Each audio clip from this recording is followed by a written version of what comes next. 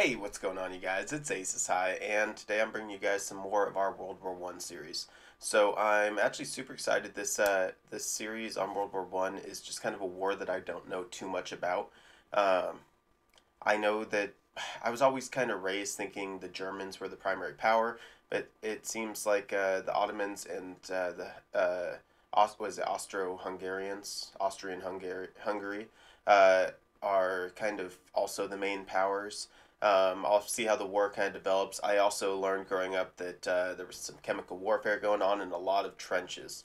So I'm starting to see all that already, but other than that, I don't really know too much about it. Um, so yeah, that's why it's fun to watch this series. Anyway, this series is a series from Epic History TV. If you guys haven't checked them out, go check them out. There is a link in the description. And if you haven't subbed to my channel, hit that sub button. I post videos every single day, and you don't want to miss them, trust me. That being said, if you guys have something that you want me to watch, I have a long list of stuff that you guys have already told me to watch, and trust me, I am looking into it 100% right now. But it may be a little bit before I get to the new requests.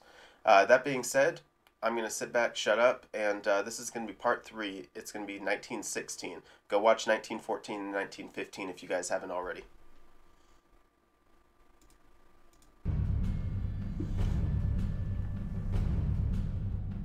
World War I was supposed to have been a short and glorious war. But by 1916, a new kind of Who determined it would be a short and glorious war? Did they really think they were going to steamroll over everybody? industrialized warfare had seen the death toll soar into the millions, with no end in sight. Naval blockades were beginning to cause shortages of food and fuel across Europe. While thousands of women had entered the workforce, replacing the men sent to fight in their millions. All sides. See, when I think of women in the workforce, specifically during war, and it's probably just I'm an American, you know how it is, you learn a lot more about your history than other countries. I try to learn as much as I can, and that's one of the reasons I have this channel. But I think of specifically American women in World War II, you know. I really don't think of World War I much. Were preparing for a long war.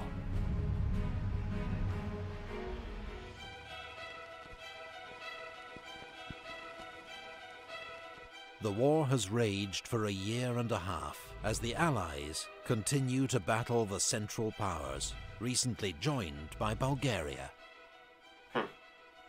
That's right. At sea, the British maintain their naval blockade of Germany, preventing the import of food and other vital raw materials. Yeah, but how well is that blockade? In the last episode, or maybe it was even 1914, they talked about U-boats are going out there and just sinking their ships anyway. Germany has retaliated with a U-boat blockade of Britain, but has to limit its attacks to avoid provoking the neutral USA, whose citizens have already been caught in the crossfire. On the Western Front, French, British and Belgian troops are dug in opposite the Germans, both sides trapped in the bloody stalemate of trench warfare. God, that's just nasty. On the Eastern Front, the Russians have ended their long retreat and stabilized the line, but their army has suffered huge losses. On the Italian front... So I was reading some of the comments that you guys were posting, and we were talking about, last episode I asked if you had to choose Western or Eastern Front, which one would you be stationed on? And I said personally I think I'd choose Eastern because the West had the trenches like that. They haven't mentioned many trenches in the Eastern. Did they just start later, or did they never really get many trenches as compared to the Western Front? Because I know a couple of you guys were debating in the comments about that too, and I wasn't quite sure who was right. That being said, it's a little bit off the map now, but one thing I also just noticed is the Ottoman Empire has this big main section, but then they have like a section that comes down like a coattail all along the water there, and it just extends way down there. It's incredible. I just thought it was kind of crazy how far their land extended. Italian troops have launched a series of costly, unsuccessful attacks against strong Austro-Hungarian defences. While on the Balkan front, the Central Powers have overrun Serbia, whose army is forced to make a bitter retreat through the Albanian mountains. Now, on the 5th of January, Austro-Hungarian troops attack Montenegro.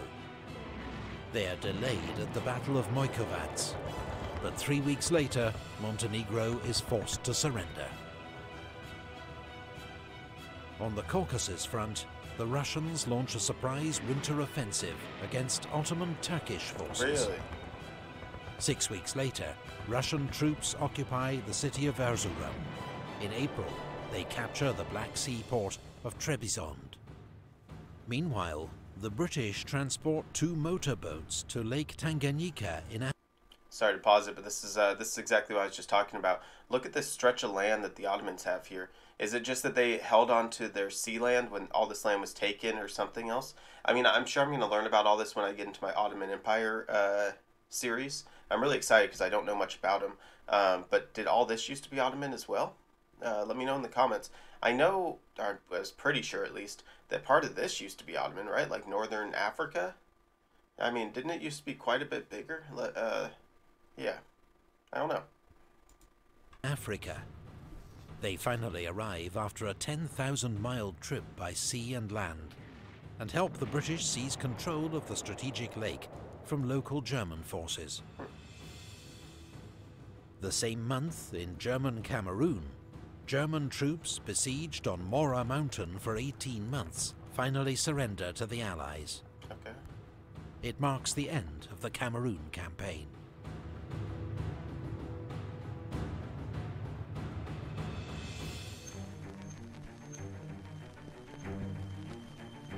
The what? On How do you pronounce that? The mill on the Meuse? Mears? Something like that? I'm sure it's French. French is just, I don't know what it is, but French is just the hardest language to pronounce. I can kind of read off what Russian sounds like. I took enough German, in school to know German. Of course, I know English. Spanish, I mean, there's a lot of Spanish-speaking people around, so I know that, but yeah, French is tough. the Western Front, the Germans unleash a devastating assault on the French fortress town of Verdun. German General Erich von Falkenhayn knows France will defend this symbolic town to the last man. His plan, in his own words, is to bleed France white in its defense. It is the strategy of attrition. Verdun becomes one of the most terrifying battles of the war, a mincing machine, where infantry divisions are destroyed almost as fast as they can be fed into the line. Wow. In Britain, 1 million men have already volunteered for military service. But the government realizes it won't be enough. Britain becomes the last major power to introduce conscription. That spring, on the Western Front, British troops are the last to be issued with steel helmets. The nature of trench warfare produces a high proportion of head wounds. The German Stahlhelm, the French Adrian helmet, and the British Mark I steel helmet offer limited protection from shell splinters and shrapnel. I mean, sorry, they're starting to fade now, but if you look right here, you can still see it. Look at that. It's not a very good helmet in all reality. It kind of protects from the top, but nothing from here. Look at the French one. I mean, it just looks like a construction helmet. Again, it doesn't protect much. At least the German helmet kind of flares off and comes down a little bit deeper. It seems like out of those 3 helmets, the German one would be the best. Neutral Portugal has been cooperating with the British, which seems to offer the best chance of holding on to her African colony, Portuguese Angola. On the 9th of March, Germany retaliates by declaring war on Portugal. On the Eastern Front, Russia launches an attack near Lake Narok to relieve pressure on the French at Verdun, but it's a disaster. There are 100,000 Russian casualties, and the attack fails to divert any German troops from the fighting at Verdun.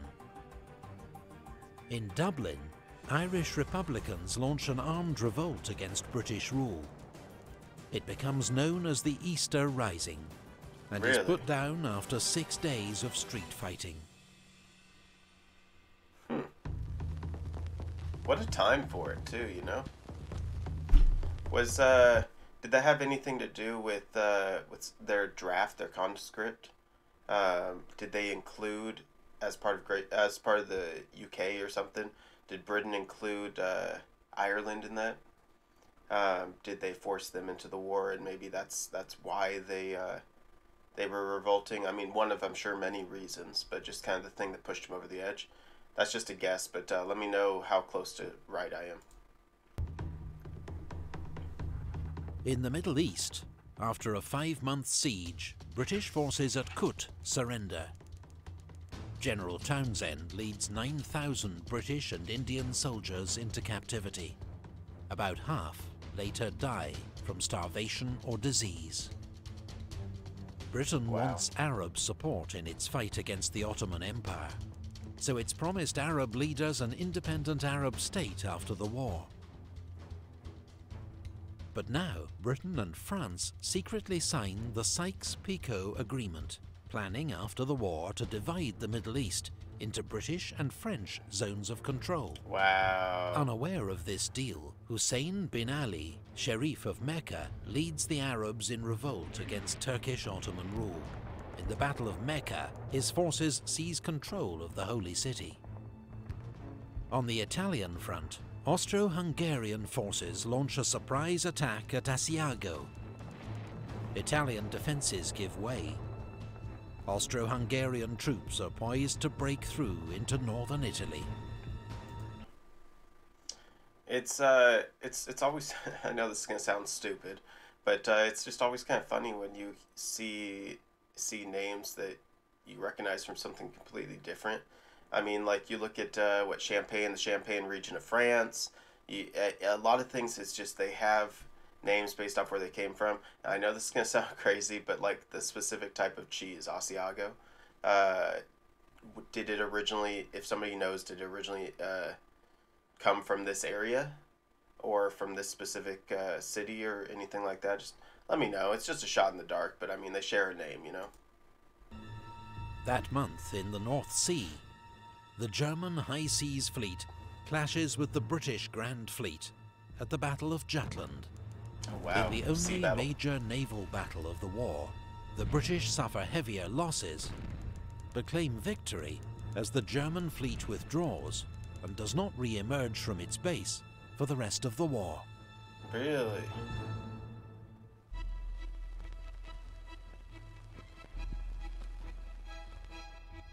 For the summer of 1916, the Allies have planned major simultaneous offensives against the Central Powers, from east and west. Now they are needed more than ever to relieve pressure on the French at Verdun and the Italians at Asiago. The Russians launch their attack first. On the Eastern Front, General Alexei Brusilov has carefully maintained the element of surprise. His troops break through the enemy lines, in some places advancing 60 miles and taking 200,000 prisoners. This brilliant, though costly, Russian attack achieves its aim, as the Central Powers are forced to redeploy troops from other fronts to shore up the line. At sea, British cruiser HMS Hampshire, en route to Russia, hits a mine and sinks off Orkney. Among the 650 dead is Britain's iconic Secretary of State for War, Lord Kitchener. 3 days later, in the Adriatic, Italian troopship Principe Umberto is sunk by a German submarine. It's the deadliest sinking of the war, with 1,900 lives lost. On the When they say submarine, they do mean like the German U-boats, right? I know that they were a type of submarine, but they were a little bit different, and they hadn't developed more modern submarines at that point, right? I think it was just the U-boats. Western Front, Britain and France launched their major summer offensive, the Battle of the Somme. Hopes are high for a breakthrough, but the first day is a disaster. A long Allied artillery bombardment fails to knock out German defences, and waves of British infantry are cut down by machine gun fire as they advance into no man's land. In the space of a few hours, could you imagine hopping out of your protected area and just charging across a battlefield filled with dead bodies and you know, rotting corpses and barbed wire, and people are shooting at you and shells are going off? You had to be just the bravest of the brave. That would be terrifying, absolutely terrifying. I wouldn't want to be anywhere near no man's land. And they still have bayonets at this point. That's interesting too. British suffer 57,000 casualties, a third of them killed. It's the worst day in the history of the British Army. I believe it. But more attacks are ordered, and the battle will rage for another 5 months.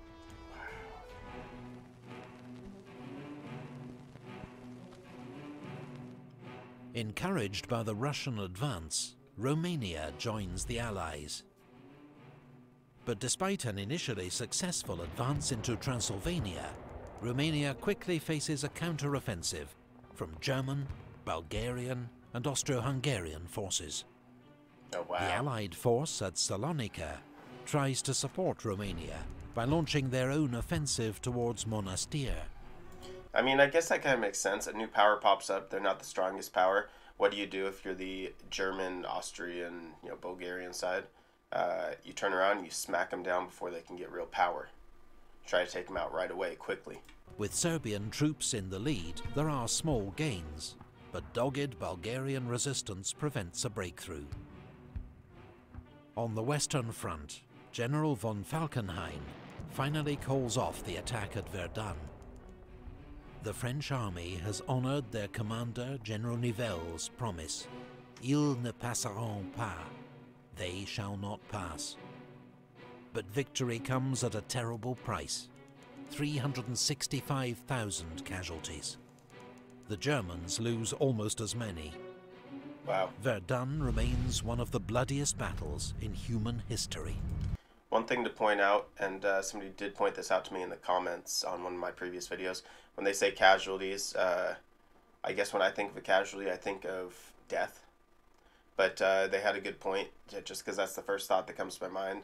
It just, casualty technically means that a soldier can no longer fight at that point. So they could be hurt, they could be, whatever. So, I mean, it's not necessarily that many deaths, it's that many casualties. Still a lot, though.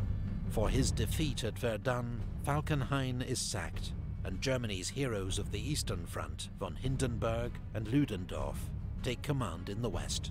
That's a big dude. Like, that's somebody you wouldn't want to get into a fist fight with. I mean, unless this is a small guy, but this looks like a pretty average guy. This guy looks like he's got to be 6'2", at least, and just full of muscle. I mean, look at those shoulders, like, just, wow. Yeah, that's a big dude. Well, the Battle of the Somme continues. Near the village of Flers, the British introduce a new weapon they hope can break the deadlock of the trenches. It is called the tank. Oh, but despite some small successes, the first tanks are too few in number and too prone to mechanical failure to make any real impact. On the Eastern Front, Russia's Brusilov offensive comes to an end. Casualty estimates vary wildly, but it's clear both sides have suffered catastrophic losses. Neither the Russian nor the Austro-Hungarian army ever fully recovers. On the Italian front, heavy fighting rages throughout the autumn, as Italian forces make repeated, costly assaults against Austro-Hungarian positions along the Isonzo River. The Battle of the Somme comes to an end amid autumn rain and mud. The Allies have advanced 10 miles at the cost of 600,000 casualties. See, that was the problem with trench warfare, is you fight and you fight and you charge and people die and people are just dying of disease in the trenches. They're dying in no man's land. all that crap, and then at the end of the day, you only advance a couple miles if you're lucky. I mean, after the entire battle, several months of just countless losses and casualties, uh, they advanced 10 miles. That's almost nothing. I mean, come on, you know? Was that like 18 kilometers, I think, somewhere around there? 18.6 or something? That's nothing. Are about 450,000. The Allies reassure themselves that this is a winning strategy, because at this rate, Germany will run out of men first. Meanwhile, disaster engulfs Romania as the country is overrun by the Central Powers. Romanian forces suffer 250,000 casualties. The remnants of its army take position alongside the Russians on the Eastern Front. Wow. That winter, France... I'd say that Romania regretted joining the war in that specific instance. Joseph, Emperor of Austria since 1848, dies. He is succeeded by his son, Karl. Since 1848? So I mean, was that 30 years after Napoleon, 33 years after Napoleon lost the Battle of Waterloo, so not that long after that. He's been emperor that entire time. That's incredible. In Britain, Prime Minister Herbert Asquith is forced from office and succeeded by David Lloyd George, while General Joffre is replaced as French Commander-in-Chief by General Nivelle, who promises victory through bold, aggressive action. Amid the comings and goings, US President Woodrow Wilson's attempts to mediate a peace settlement come to nothing. Neither side is willing to make concessions.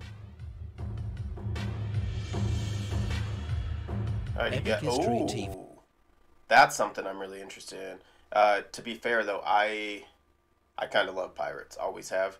I know a decent bit about pirates and just a number of them. I would love to see the story of Blackbeard. That's down the line, though. Anyway, let's talk about this, you guys. I mean, what'd you think? That was 1916. It's escalating. More and more people are dying. More and more people are getting hurt. It doesn't seem like any side's backing down. In fact, there was that one line where the Allies said that they think that they're going to win because the Germans will run out of troops first. That's a horrible way to think about it. You know, I mean, there's got to be a better way. I don't know. It just seems like such a bloody war that just tore Europe apart, redefined everything, and just, yeah, I don't know. I mean, just because I know about World War II, I know who wins the war, obviously, because I know what kind of led to a lot of what led to Hitler gaining his power. But yeah, I don't know. Anyway, I hope you guys enjoyed it. Till next time, stay Sasai, and I'm out.